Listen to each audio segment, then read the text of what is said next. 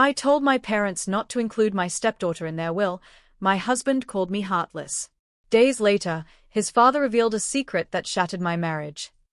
AITA for telling my parents to not include my stepdaughter in their will? Not the a-hole. Throwaway account. I, 35F, have 2 kids, 17 MOF twins, and 1 stepdaughter, 18, who I met when she was 11. The other day, I was at my parents' house going over some estate planning as I am the executor. While reviewing, I saw my folks had split their assets to be half for my 2 siblings and I and the other half for their grandkids, all to be distributed evenly. My stepdaughter was included. When I asked them about this, they said they wanted to be fair. Their estate isn't super large, but the sum would be substantial, think new car. I told my parents that while generous of them, I didn't think it would be necessary and would be better to split between their 5 grandkids. When we got home, my husband said he overheard what I said and that I was being an AH for alienating his daughter. I told him my reasoning was because she is the only child, grandchild and niece on both her parents' sides and that she would be set.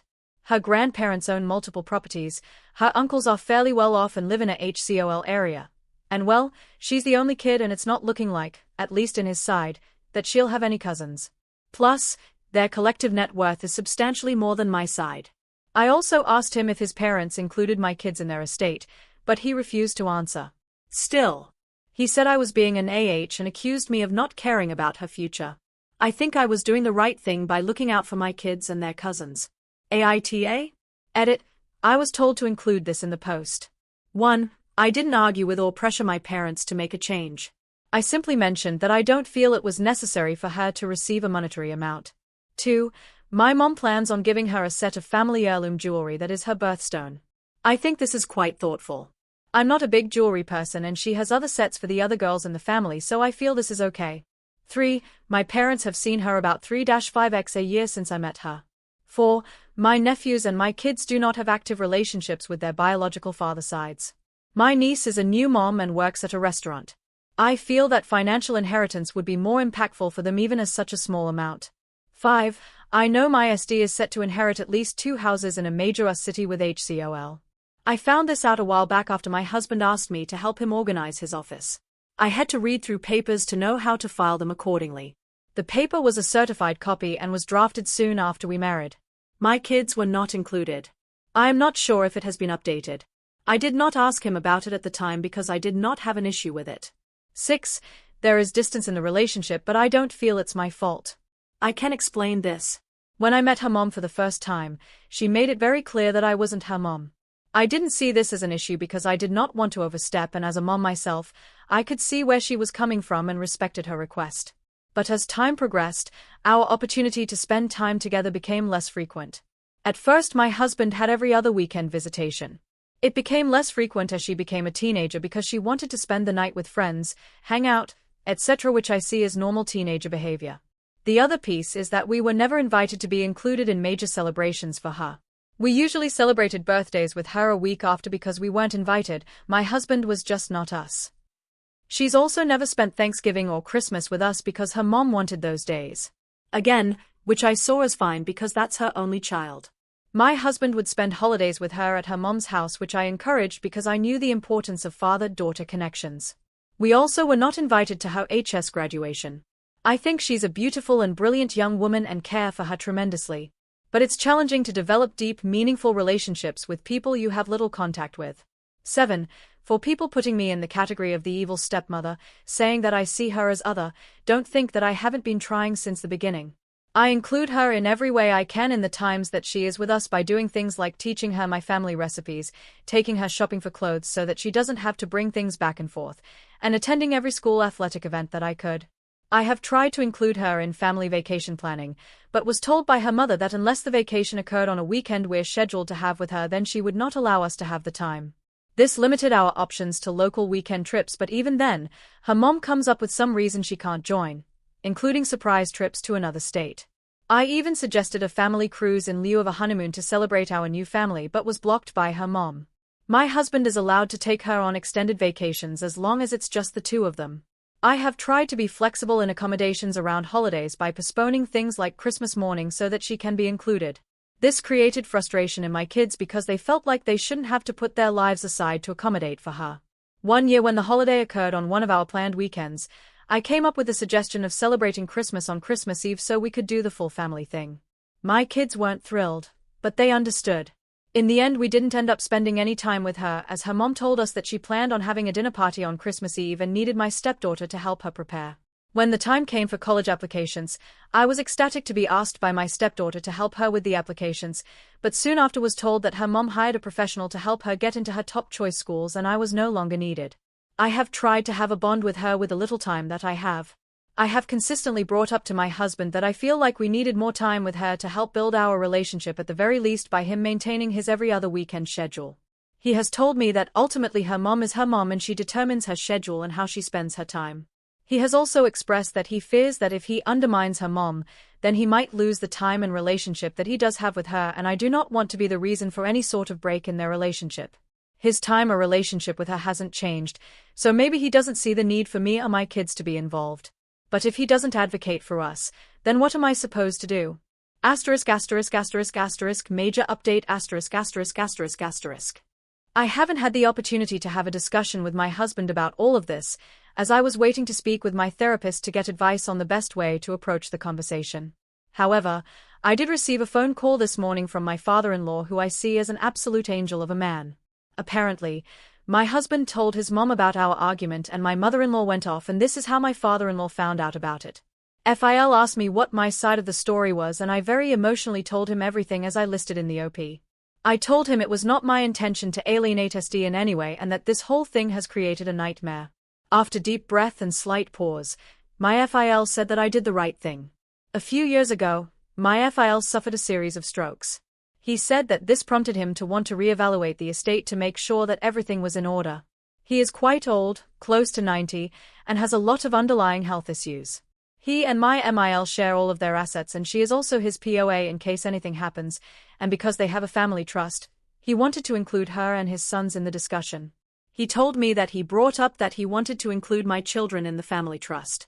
He told me he proposed to allow for 10% of the trust's liquid assets to be split between my two kids to help get a start on life.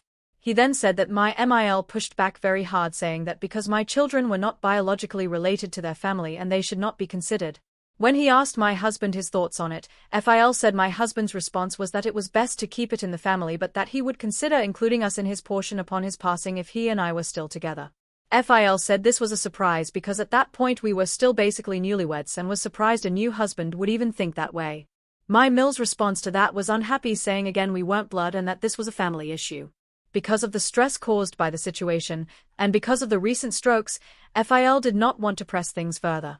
Phil said afterwards, he pulled my husband aside to find out more about what he had meant and to be assured that my kids would be included, and was basically told by my husband that he would do what was best for his family, and the conversation was dropped. Now, Phil said that he didn't push further at this point because he was getting tired from the conversation. But in light of what's happening and how my MIL and husband are responding behind closed doors, he felt it was necessary to let me know. He said that SD is set to be more than okay when it comes time, and that my husband has asked to tap into funds to pay for her college so she would not need to take out any loans, which he agreed to. He said he asked my husband if he would do the same for my kids, and that my husband's response was that he would ask when the time came, as my kids did not yet know what was going to happen regarding college admissions. Phil asked me if my husband and I had this conversation. I told him that my husband and I discussions about my kids' school was that they would need to take out loans, finish college, and then we would help pay off half of the loans together once they graduated. My husband has never suggested that anything for my kids' college would be paid for through his family trust. My Phil was very apologetic, saying he should have pushed further as he loves us greatly and feels like he did not do enough. I told him it was not his fault and that he should not feel responsible for any of this, and that I did not want him to feel obligated to make any changes or bring it up with MIL or husband because I knew it would create additional stress for him and I wanted him to take care of his peace. He said though his desire would be to do so, that since his wife and he have a joint estate, and that she is POA, that he felt like it would be more trouble than it's worth. He is blind and has a lot of mobility issues, so anything he does he is dependent on her. He also said that based on what is heard on his side, he felt if he did update his will, then they would likely contest it, which would create a financial burden on my end, and he didn't want to create a negative situation. I told him again that it was okay and that we would be okay in life and that he was not responsible for anything that happened. I told him that my intention wasn't to be added to the trust, just to make a point to my husband, to which he said he understood and agreed. He apologized again. We told each other how much we loved one another, and he ended the call saying he considered me a person of integrity, which is a rare gem. Now that I have this information, I feel like this whole situation brought to light a lot of things I hadn't considered regarding my marriage. Also, writing out everything regarding how my husband navigated his relationship with his daughter, our ex-wife, really put things into perspective that makes me feel like we were never a priority for him. I'm not sure where to go from here. I plan to bring this all up with my therapist and talk it out to figure out what I should do. But I no longer feel like the for advocating for my biological family, because my husband and his side have been advocating for theirs, FIL excluded. ******* Final update. I've had many people reach out for an update, so here it is. I will be divorcing my husband. A lot has happened since I posted this. Thank you to those who responded and PM'd me kind words of encouragement that helped me take a step back and evaluate the dynamics of my marriage. This whole situation was much bigger than my comment to my parents. And despite everything, I am thankful it was a catalyst for truth rather than wasting more years of my life, love, and energy. First, I did try to speak to my husband. Whenever I brought it up, he said that he was over the issue. I mentioned to him that I thought it would be good for us to attend couples counseling to work out our differences with a neutral party to help us build a stronger relationship. He agreed, and I honored his requests for the type of counselor he wanted to see. However, when the appointment times came, he no-showed, citing that things came up at work or he wasn't feeling up to it. He missed a total of 3 appointments that I ended up attending myself. The counselor helped me recognize some potential covert narcissist traits based on my version of things. The counselor said they couldn't say for sure these things were true, nor could they provide a diagnosis, but from what I said and husband's no-shows, they felt it was highly likely. The frustration caused by all of this made me decide to take my kids to see my brother and his family for Halloween and the weekend. They live close to a city that goes all out for the holiday, and it's within a reasonable driving distance. My husband didn't object. I asked him if he had plans, and he said he was just going to work around the house and relax. He assumed that I would be with them the whole time. I took my twins, spent the night, and left them there, hoping to be able to go home and have a serious conversation with my husband without distractions. On the way home, my daughter called me. She said that there was a post-Halloween party happening at our house and that both Steve and her mom were there. She found out because one of her teammates from school's older sister had been invited. The sister is friends with Steve. She also sent me screenshots from social media from the inside of our home where I could see who was in attendance. I didn't recognize anyone except husband, Steve, and Steve's mom. When I got home Friday evening, I pulled up to the house and it was filled with cars, including Steve's mom. I didn't knock because I was already embarrassed as it is. Instead, I went to stay with a friend. The next morning, I went home to confront my husband. All the cars were gone except Steve's mom. A woman who refused to knock on our door during pickups drop-offs had spent the night at our home. When I let myself in, all 3 were eating breakfast around the table like a family. Steve's mom gave me a big smile and exaggerated hospitality. Steve tried hard to hide her giggles. Husband was bewildered. There was no evidence of a major party. Steve's mom said she'd see him later and left with Steve. Steve did not acknowledge me besides her laughing, which continued on her way out of the door. I'm not a confrontational person by nature, so I didn't stop them to question. I asked him to explain. He tried to say that they had just come over for breakfast. I told him I knew that wasn't the case because I drove by last night. He kept denying, but I pressed. I didn't tell him about the social media. He tried to gaslight me, saying that I lied to him about being gone all weekend. I told him I was taking the kids to see my brother for the weekend but didn't say I'd be staying with them. I brought up that he lied to me about working around the house. He said the party was a last-minute request from Steve's mom to host for her friends. All of the guests were her friends. And the amount of guests suggests it was likely planned the moment I mentioned I'd be going out of town. I questioned about her spending the night, but he said she slept in the guest bed because she was too drunk to drive, but I doubt it. I asked him if he even wanted to be married. He said yes, but that his priority is his daughter, who is now in college. I asked what that had to do with her mom and having parties in the home we share, especially now that she is a legal adult. He said that he will always love her as the mother of his child. We agreed early in our relationship that we wouldn't have kids as we'd essentially be starting over, so this statement hurt me on so many levels. I told him that his lies and mistreatment of me was over. That he never prioritized our marriage and always put his first family before us. He said I was delusional. I told him not to be home when I came back to get my stuff. I called my kids to tell them what happened. They said they weren't surprised. Apparently, they've been feeling some type of was towards him for a while and felt they couldn't tell me because they knew how important marriage was to me. My parents were an example of what I wanted to have in my own life. I felt like shit for creating that kind of break with my kids. They were gracious and told me I deserved better. I told them they could come home or stay with my brother and they decided to stay. But yes, I am the for prioritizing my marriage over my kids. And I will be setting up family therapy for us.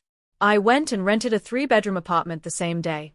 The friend I stayed with the night before helped me pack my stuff and move over the weekend. Future ex-husband's whereabouts were unknown, but I can assume.